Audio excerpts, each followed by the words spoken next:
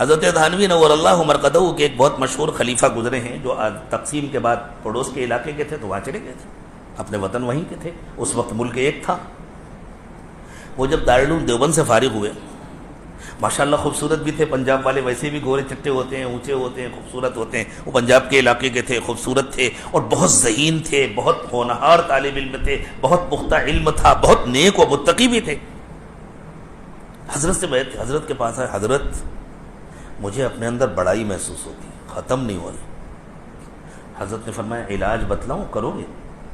ان کا حضرت اسی لیے آیا ہوں، آپ علاج بتلا دیجیے۔ فرمایا تھوڑا سا مشکل ہے لیکن کرو گے تو فائدہ ہوگا۔ جی حضرت بتلا دیجیے۔ حضرت نے کچھ مدت مقرر کی، غالباً 40 دن یا کچھ، یہ 40 دن کی مدت ہے نا، تبدیلی میں اس کا بڑا اثر ہے۔ اسی لیے اللہ تعالیٰ نے حضرت موسیٰ علیہ السلام کو جب کوہ طور پر بلایا تھا، حضرت موسیٰ کوہ طور پر اپنی مرضی سے نہیں گئے تھے، اللہ کے بلانے سے گئے تھے۔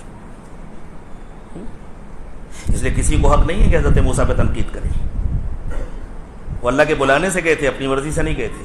تو اللہ تعالیٰ نے حضرت موسیٰ علیہ السلام کو جب کوہ طور پر بلایا تھا تو پہلے 1 مہینے کے لیے بلایا تھا، پھر اس مدت کو 40 دن کر دیا گیا تھا۔ قرآن پاک میں اس کا بیان۔ اور جو 3 چلے ہیں اس میں تو بے جان میں جان پیدا ہو جاتی ہے۔ بچہ جب ماں کے پیٹ میں ہوتا ہے تو 3 چلوں کے بعد اس کے اندر جان آ جاتی ہے۔ تو یہ 40 دن اور 4 مہینہ 3 دن اس مدت کی بڑی اہمیت ہے۔ شرط یہ ہے کہ کام تزکیے کے ساتھ ہو، تربیت کے ساتھ ہو۔ تربیت کے بغیر نفع کے بجائے نقصان ہوگا۔ تو وہ آئے، حضرت مجھے اپنے اندر بڑائی نظر آتی۔ غالباً حضرت نے 40 دن بتلائے، اتنے دن تک ہر نماز الگ مسجد میں پڑھو، اور جس مسجد میں نماز پڑھنا وہاں سنت مت پڑھنا، سنت کسی اور جگہ جا کر کے پڑھنا، اور بس نماز کے بعد کھڑے ہو جایا کرو، اور کھڑے ہو کر کے اعلان کرنا بھائیوں۔ اب جیسے ہی کھڑے ہوئے لوگوں نے سوچا مولوی صاحب ہیں، ہو سکتا ہے کوئی چندے کا اعلان کریں گے یا کوئی دینی بات بتلائیں گے، کوئی مسئلہ بتلائیں گے، کوئی دینی بات بتلائیں گے، علماء کا جو کام ہے۔ بھائیوں میری ایک درخواست ہے، سن لو۔ لوگ متوجہ ہو جاتے، آپ لوگ نیک لوگ ہیں، نمازی لوگ ہیں، میں بیمار ہوں، میرے لیے شفا کر دو، میرے اندر کبر کی بیماری ہے، دعا کر دو، میرے لیے دعا کر دو، میں دعا کر دو اللہ تعالیٰ میری اس بیماری کو دور کر دے۔ وہ جب درد کے ساتھ کہتے تھے لوگوں کی چیخیں نکل جاتی تھی، نہ معلوم کتنوں کے کبر کا علاج ہو گیا۔ اور اس کے بعد حضرت نے فرمایا تھا اب اگر تم نے وہاں سنت پڑھی نا تو سب لائن لگا کے تم سے مصافحہ کریں گے تو انشاءاللہ کبر کی ایک تہ اور جم جائے گی، اس لیے فوراً چپل اٹھاؤ نکل جاؤ۔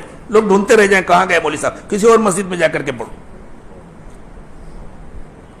مدت پوری کی اس طرح ایسے ہوتے ہیں اپنے کو حوالے کرنے والے۔ اللہ ہمیں بھی توفیق دے ہم اپنے کو حوالے کریں۔ کب تک مؤلفۃ القلوب بنے رہیں گے کہ خالی ہمیں نبھایا جا رہا ہے؟ ہم اپنے کو حوالے کریں۔ جیسے حضور کے زمانے میں مؤلفۃ القلوب تھے نا کہ ان کو حضور نبھاتے تھے، اسی طرح اس زمانے میں مختلف دینی کاموں میں بہت سارے مؤلفۃ القلوب ہوتے تھے، اور اب تو ان کی اکثریت ہو گئی ہے جس کی وجہ سے سارے فتنے ہیں۔ اللہ ہمیں توفیق دے کہ ہم اپنے کو بڑوں کے حوالے کریں گے، نہیں ہم کو تربیت چاہیے، جو علاج بتلایا جائے گا وہ کریں۔ جب یہ مدت پوری ہو گئی آگے حضرت تھانوی رحمۃ اللہ علیہ نے فرمایا ہو گیا، اسی دن حضرت نے اجازت و خلافت دی، اور پھر اللہ نے ان سے اتنا کام لیا کہ جس علاقے میں یہ اللہ والے جس علاقے میں چلے جاتے تھے علاقے روشن ہو جاتے تھے۔ کیوں؟ اس لیے کہ ان کے دل ہدایت کا چراغ ہوتے تھے۔ اللہ کے نبی صلی اللہ علیہ وسلم ایسے بندوں کے بارے میں ارشاد فرمایا، غالباً زیلعی کی روایت ہے، حضور اکرم صلی اللہ علیہ وسلم نے ارشاد فرمایا، اس کا ایک جملہ ہے قلوبہم مصابیح الہدی، ان کے دل ہدایت کے چراغ ہوتے ہیں۔